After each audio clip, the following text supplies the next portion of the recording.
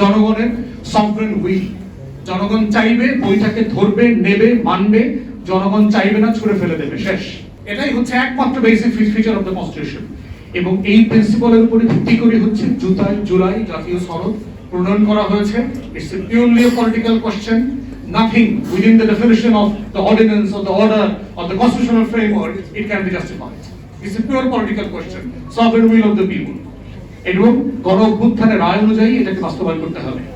তাই আমরা বলছি যে বাংলাদেশ রাষ্ট্রটাকে যদি আগামী দিনগুলোতে এগিয়ে নিয়ে যেতে হয়, আমার সেই ৭১-এর মুক্তির লড়াই।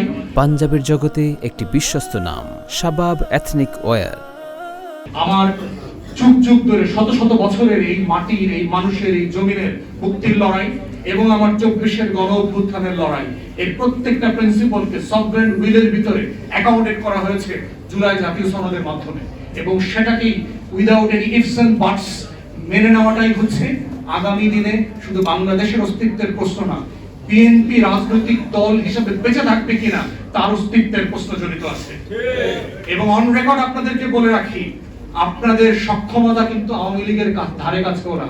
সেই আওয়ামী লীগকে কিন্তু লেজ গুটায় পালাইতে হয়েছে।